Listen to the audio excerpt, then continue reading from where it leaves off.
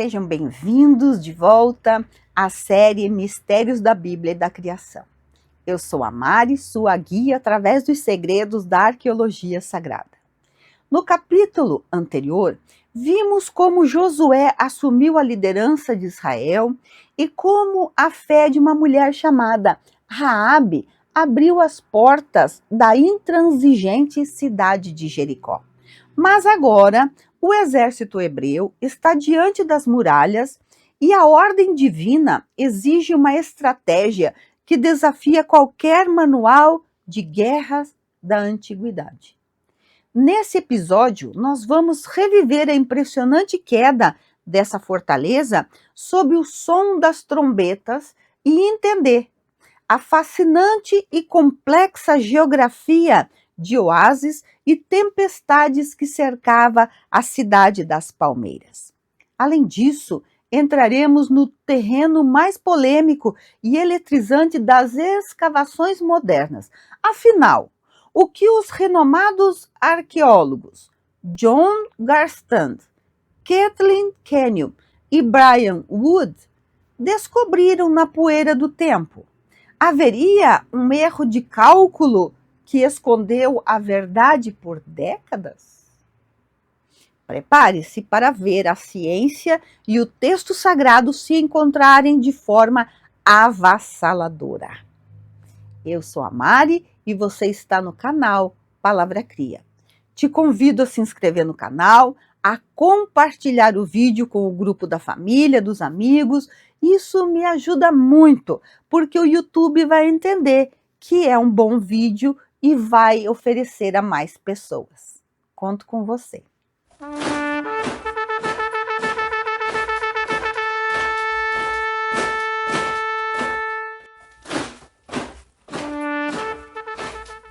O relato contido no capítulo 6 do livro de Josué descreve uma tática de cerco militar que desafia qualquer manual de guerra da antiguidade. Cidades fortificadas eram conquistadas por meio de cercos famélicos que duravam meses, ou pelo uso de arietes e torres de assalto. Mas a estratégia aplicada contra Jericó foi de natureza puramente teológica e psicológica. Durante 6 dias consecutivos, o exército de Israel marchou silenciosamente ao redor de Jericó, dando apenas uma volta completa por dia. Nenhum soldado pronunciava uma única palavra.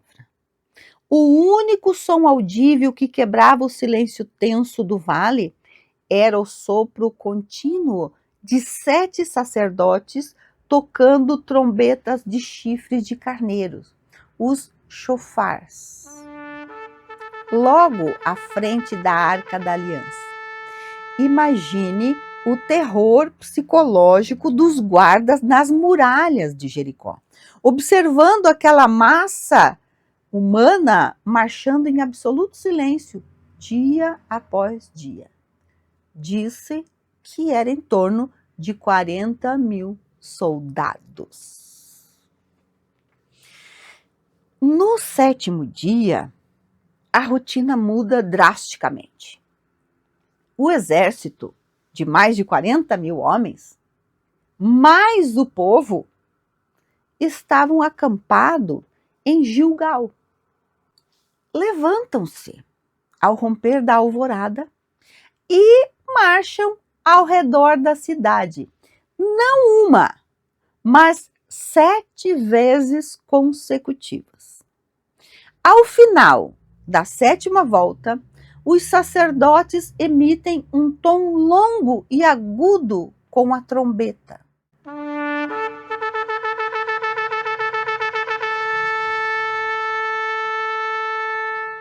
Josué levanta sua espada e ordena ao povo: gritem! O Senhor lhes entregou a cidade. Milhares de vozes se unem em um grito de guerra ensurdecedor. E então o impossível acontece. O texto bíblico afirma que as muralhas caíram achatadas. No hebreu original, o termo utilizado é nafal, que significa literalmente colapsar, desmoronar ou cair sobre si mesma. O muro veio abaixo de tal maneira que o povo pôde subir direto para o interior da cidade, cada soldado avançando exatamente a partir do ponto onde havia estado posicionado. A cidade foi integralmente dedicada ao Herem, um conceito teológico antigo que significa destruição total consagrada a Deus. Nada poderia ser tomado como saque pessoal. Pessoas e animais foram eliminados e todos os utensílios de ouro, prata, bronze e ferro foram recolhidos para o tesouro do santuário. Logo em seguida, os israelitas atearam fogo a Jericó, reduzindo a cinzas aquela que era a joia das palmeiras no Vale do Jordão. Josué proferiu então uma terrível e solene maldição profética.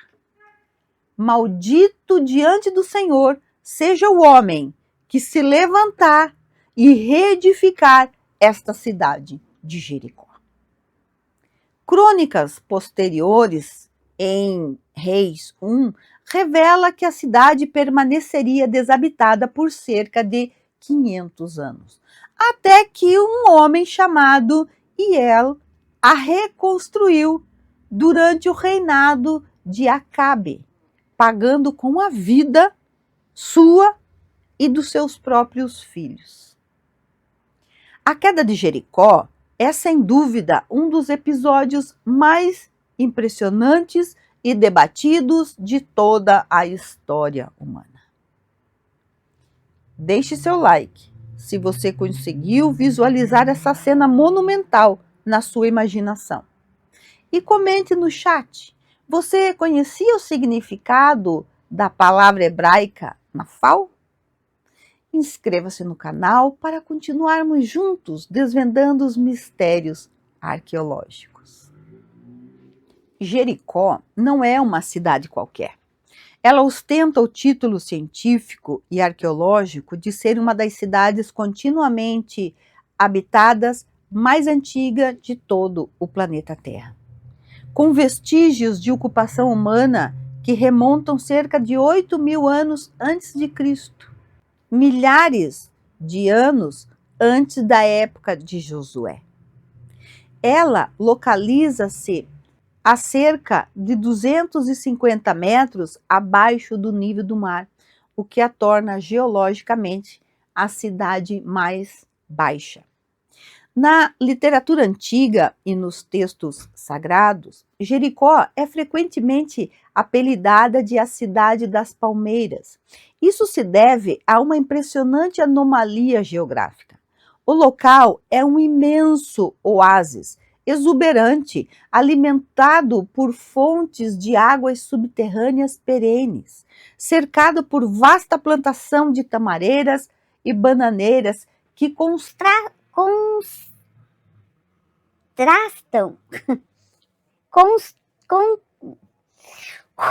contrastam com o deserto estéril ao redor. Contudo, essa mesma geografia impõe desafios severos.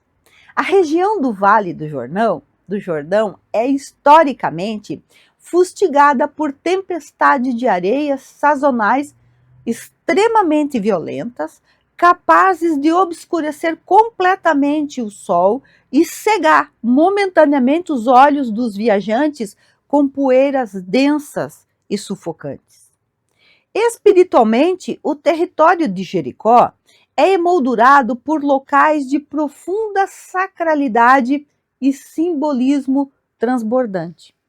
De um lado, ergue-se o Monte Nebo, o pico rochoso onde Moisés pôde contemplar a imensidão da terra prometida antes de morrer. Do outro, ergue-se o imponente monte da tentação, local onde séculos mais tarde, a tradição evangélica afirma que Jesus de Nazaré jejuou por 40 dias e enfrentou as provações do deserto. Há uma profunda carga simbólica e metafórica nesta geografia. A areia que entra nos olhos dos viajantes representa a cegueira espiritual, a dificuldade humana de enxergar os propósitos divinos em meio às tempestades da vida terrena. Essa dualidade cultural fica evidente quando analisamos a famosa parábola do bom samaritano, contada por Jesus, que se inicia com a célebre frase: um homem descia de Jerusalém a Jericó. Para os ouvintes da época, essa rota era de apenas 25 quilômetros. Carregava um significado moral avassalador. Jerusalém, situada no alto da montanha, era a cidade religiosa por excelência, o lar do templo sagrado, o símbolo máximo da elevação espiritual e da conexão vertical com o Criador. Jericó, por sua vez, situada nas profundezas do vale, representava a cidade do ócio, do conforto material, da riqueza fácil e das áreas de prazer. Descer de Jerusalém a Jericó era, na mentalidade teológica antiga, uma metáfora clara de declínio espiritual, um distanciamento da santidade em direção aos prazeres e ilusões do materialismo. Jericó era o refúgio do conforto físico em meio à rigidez do deserto. Incrível como a geografia e a simbologia bíblica estão conectadas. Você já tinha pensado nessa diferença espiritual entre Jerusalém e Jericó? Deixe a sua opinião nos comentários. Eu leio tudo o que vocês escrevem lá. Então eu gostaria muito de saber o que você pensa sobre isso. E se esse conteúdo está te enriquecendo, está enriquecendo o seu conhecimento histórico, deixe seu like, compartilhe o vídeo com seus amigos curiosos por histórias antigas. E se não é inscrito, o que eu tenho quase certeza que não é, faz esse favor para mim, se inscreva, é de graça.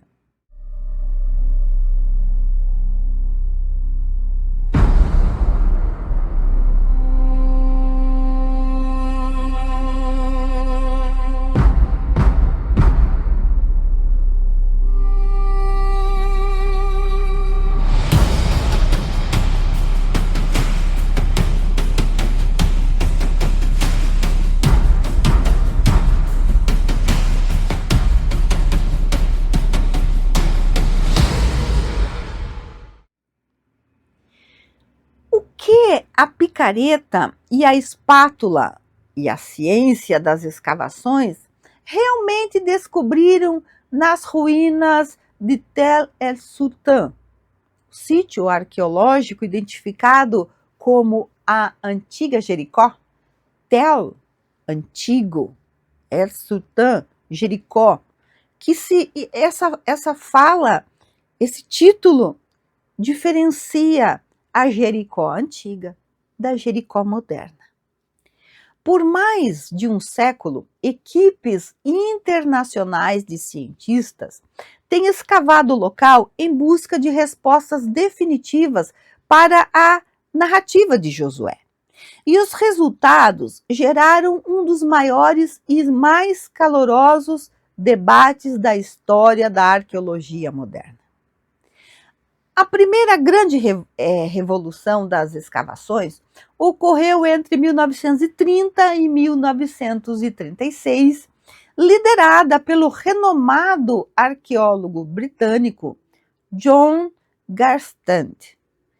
Utilizando os métodos disponíveis na época, Garstand fez descobertas que chocaram o mundo e entusiasmaram os leitores da Bíblia. Ele documentou de forma sistemática a existência de um impressionante sistema duplo de muralhas concêntricas que cercavam a cidade antiga. Mais do que isso, Garstand afirmou categoricamente que essas imensas muralhas haviam colapsado de forma violenta e abrupta. Ele encontrou evidências inquestionáveis de uma destruição maciça por fogo, com espessas camadas de cinzas cobrindo as ruínas urbanas. Ele datou essa catástrofe por volta de 1400 anos antes de Cristo, concluindo que havia encontrado as provas físicas exatas da conquista militar liderada por Josué. Contudo, na década de 1950, a comunidade científica foi abalada pelas escavações conduzidas por uma outra arqueóloga britânica de prestígio monumental, Kathleen Kenyon. Atuando entre 1952 e 1958, Kenyon introduziu em Jericó métodos estatigráficos modernos e rigorosos, analisando minuciosamente os estilos das cerâmicas local. Suas conclusões foram radicalmente opostas às de Garstand, desferindo um golpe duro na historiedade literal do texto bíblico. Kenyon criticou duramente a metodologia de Garstand, apontando falta de rigor científico. Ao analisar os estratos de terra, ela redatou a destruição das muralhas duplas para aproximadamente 1550 a.C.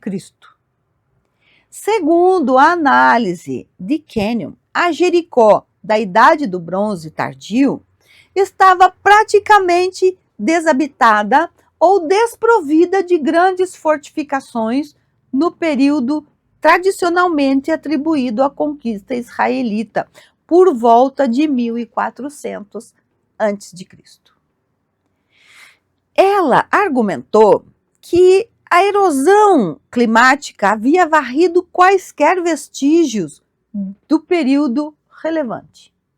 Suas conclusões minimalistas dominaram o meio acadêmico global por décadas, fazendo com que muitos historiadores descartassem o relato de Josué como pura lenda ficcional tardia. Mas a arqueologia é uma ciência viva. E a história deu mais uma reviravolta impressionante em 1990.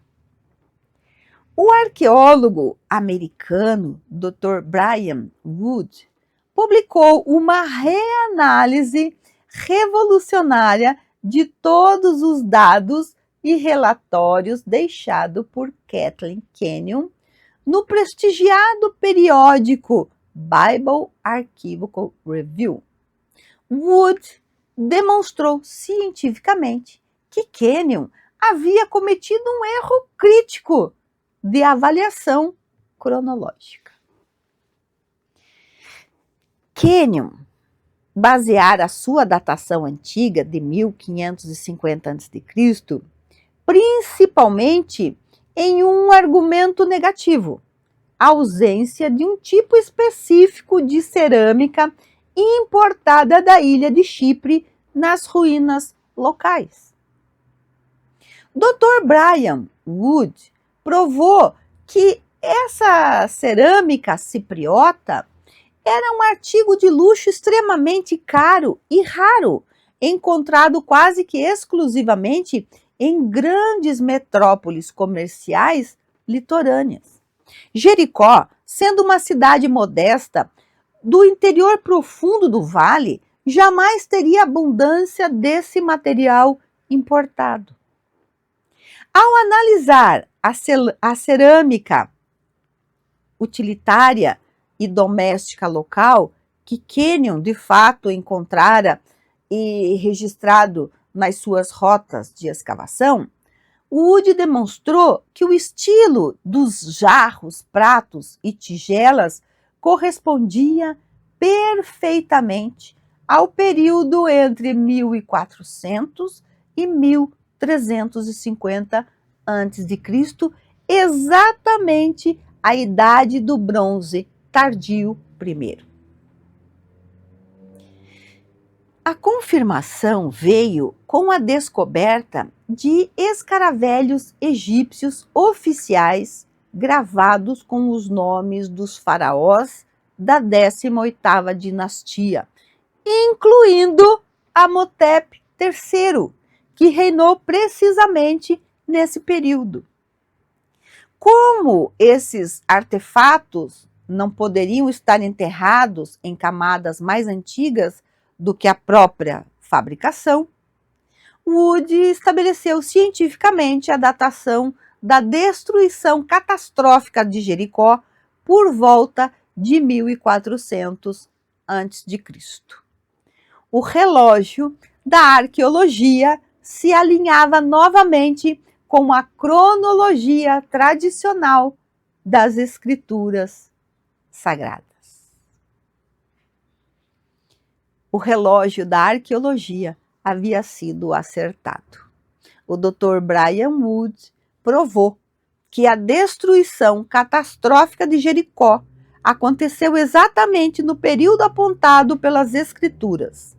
Mas a nossa investigação científica não para por aqui. No próximo e último episódio dessa trilogia, nós vamos examinar de perto as evidências físicas e palpáveis deixadas no solo de Tel El Sultan. Nós vamos analisar os jarros cheios de grãos carbonizados que revelam um segredo militar assustador e entender como essas seções específicas da muralha ficaram intactas, ecoando salvação da casa de Raabe. E ainda descobriremos como a história de Jericó fez uma ponte perfeita até os tempos de Jesus e Zaqueu. Não perca o grande desfecho dessa jornada. A ciência e a história estão revelando segredos impressionantes, não é mesmo? Se você ficou até agora, clica no botão de gostei para apoiar o nosso canal. Deixe seu comentário se você acha que os arqueólogos céticos erraram no período por propósito ou por falta de tecnologia. Se inscreva no canal, eu tenho certeza que você ainda não é inscrito. Se inscreva no canal Palavra Cria, ative todas as notificações, compartilhe esse vídeo com aquele seu amigo que ama um bom debate científico. Te convido a assistir a primeira parte do vídeo, eu vou deixar o link. Nos vemos na parte final. Até!